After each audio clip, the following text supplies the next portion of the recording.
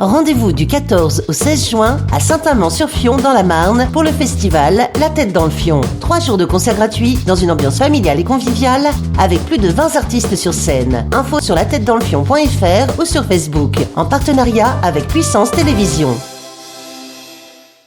Homer Phone Reports, c'est la réparation de votre téléphone, le remplacement de vos batteries et l'achat de tous vos accessoires indispensables. 38 rue du Docteur Mougeot à Saint-Dizier.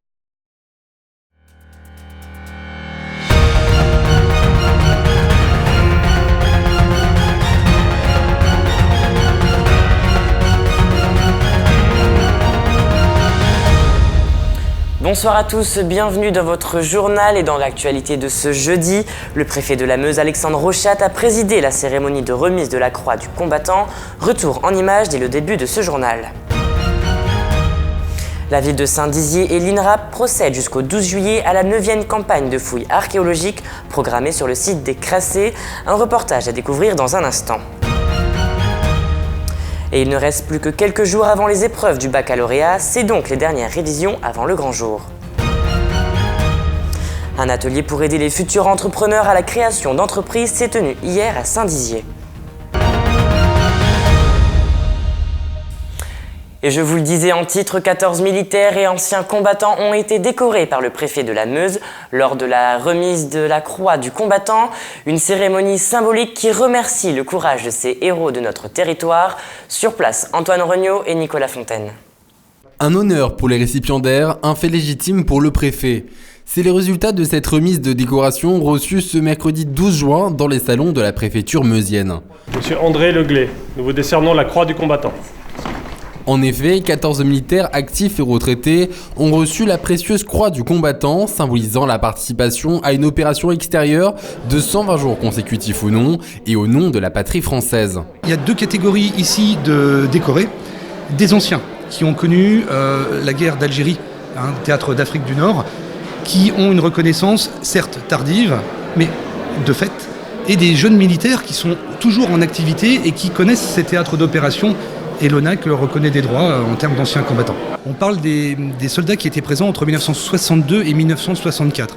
Ces soldats jusque-là avaient été mis de côté parce que suite aux accords de Vichy, les accords de paix, disons, ces soldats n'ont pas été mis en première ligne, n'ont pas fait de combat comme ceux d'avant.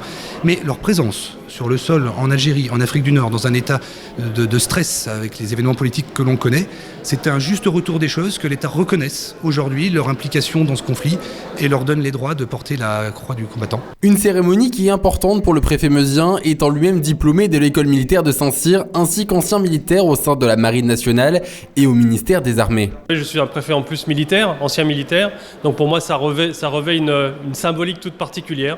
C'est un militaire qui aujourd'hui tient des fonctions de préfet, qui remet cette croix du combattant à des anciens combattants ou à des combattants actuels. Ces 14 militaires ayant participé à des théâtres de guerre comme celle d'Algérie ou d'ex-Yougoslavie par exemple, sont les premiers meusiens décorés de cette croix du combattant, mais environ 60 anciens combattants du département seront décorés au cours de l'année lors des prochaines cérémonies officielles.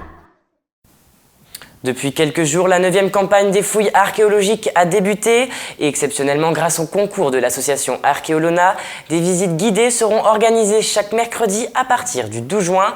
Elles s'adressent exclusivement aux centres de loisirs et aux associations. Plus d'explications avec Audrey Tézan et Jérémy Vitry. Depuis le 27 mai et jusqu'au 12 juillet, se tiennent les traditionnelles fouilles archéologiques des Crassés à Saint-Dizier. Ce site, occupé de l'époque gallo-romaine au XIIe siècle, comporte 2 zones principales, une villa et une nécropole mérovingienne.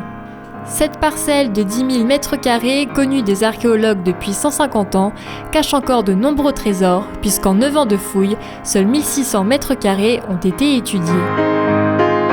L'archéologue Raphaël Duro et son équipe sont en charge du site de la villa. Sa superficie est estimée à 1000 m², un véritable palais pour les époques où elle fut en place. Pour cette nouvelle saison, l'accent sera mis sur les bains de la villa, dont les vestiges de l'hypocauste, un système de chauffage par le sol, sont encore visibles, ainsi que les cendres qui recouvrent désormais la terre. La propriété appartenait à de riches aristocrates et de nombreux travaux d'extension du domaine furent entrepris au cours des siècles. On y retrouve notamment les premiers murs maçonnés de l'histoire de France, datés de 50 après Jésus-Christ. Mais les limites de cette villa n'étant pas connues, un sondage a été creusé afin de pouvoir estimer sa taille réelle. La grandeur de ce domaine s'explique par la présence de propriétaires importants, probablement enrichis par l'exploitation du minerai de fer. Stéphanie Desbrosses de Gaubertière est-elle responsable de la nécropole mérovingienne située dans la partie haute du site où 740 squelettes ont déjà été fouillés depuis 2009. Ses occupants sont les anciens habitants du hameau qui se trouvent sous la zone commerciale du Chêne Saint-Amand. La grande surprise pour l'équipe a eu lieu en 2016 lorsqu'une tombe funéraire d'élite a été découverte. Une trouvaille surprenante car à l'époque mérovingienne, les tombes funéraires n'existaient pas dans le sud de la Champagne-Ardenne.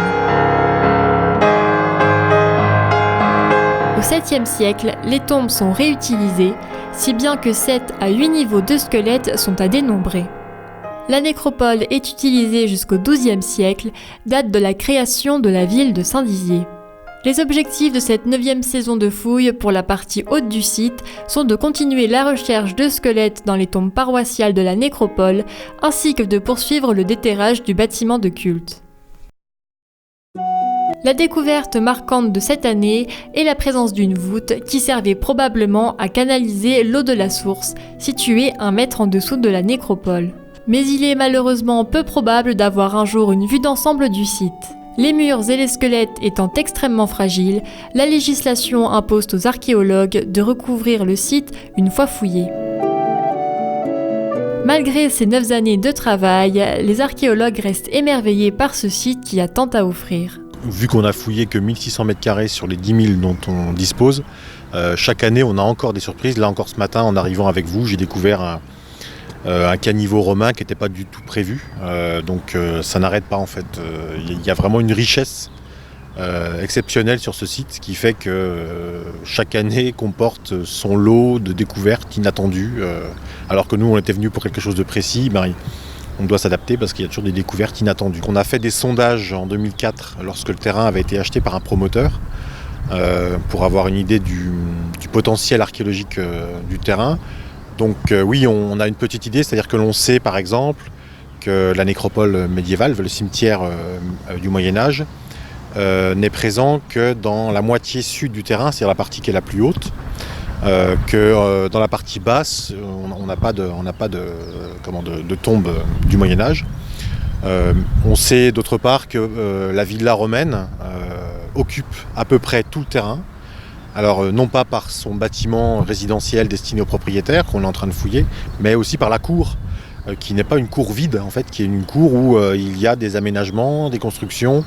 Alors on n'a pas trop compris ce que c'était quand on a fait les sondages, mais d'après les exemples que l'on connaît mieux, que l'on connaît mieux ailleurs, il peut s'agir des tables, de granges, d'écuries, des choses comme ça, puis aussi des maisons de tous les ouvriers agricoles qui travaillent pour le propriétaire. Voilà. Donc on a tout ça à attendre. On a également peut-être aussi sur le haut de la pente, toujours à côté du cimetière du Moyen-Âge, une partie du village où habitaient les gens enterrés ici. Voilà. Donc il y a tout ça à fouiller encore dans les années à venir. Si le site est habituellement interdit au grand public, dans le cadre des Journées nationales de l'archéologie, il ouvrira ses portes samedi et dimanche de 9h à 17h30. A noter que des conférences sur l'archéologie locale sont prévues vendredi, samedi et dimanche soir.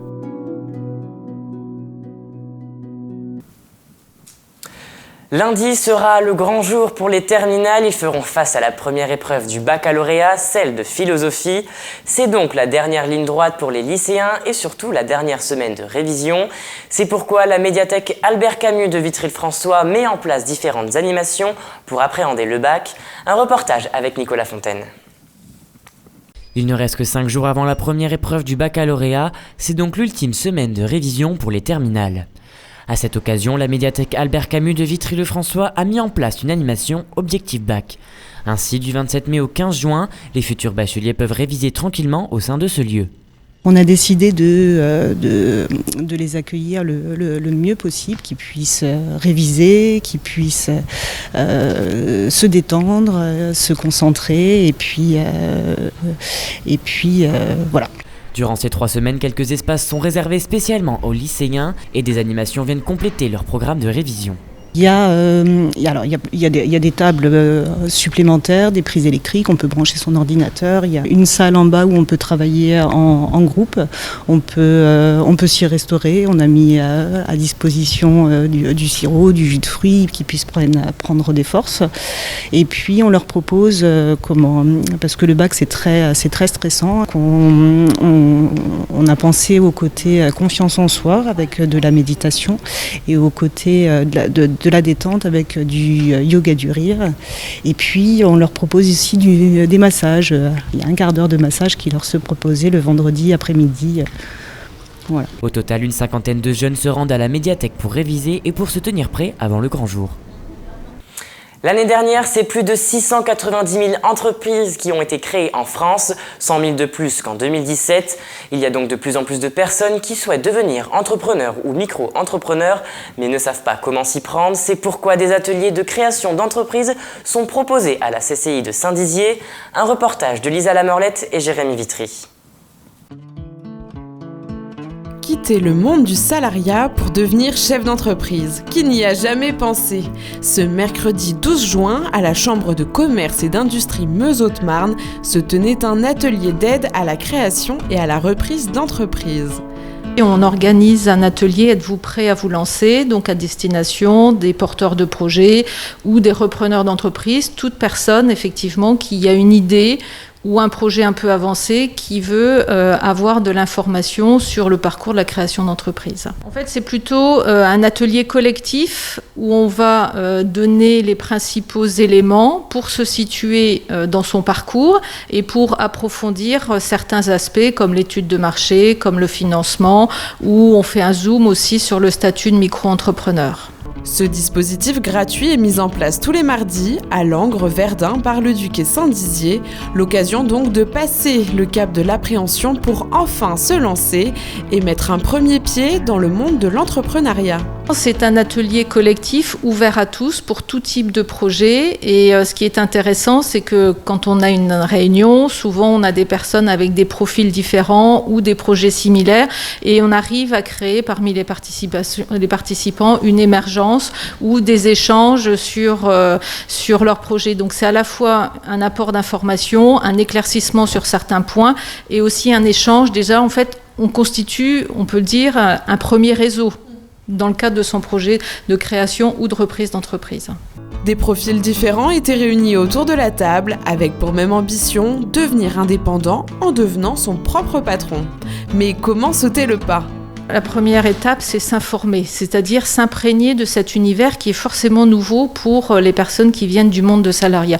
Donc déjà, premier moment, s'informer. Et ensuite, se faire accompagner par des structures comme les chambres de commerce ou si c'est d'autres, par exemple les chambres de métier pour l'artisanat, parce qu'on a une grande pratique de l'accompagnement et on suit des projets de toute taille et de toute nature depuis de longues années.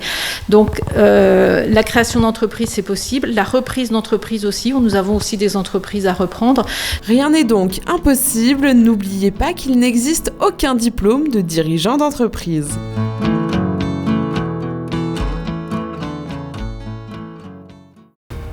Et c'est la fin de cette édition. Merci d'avoir suivi le journal. Tout de suite, la météo.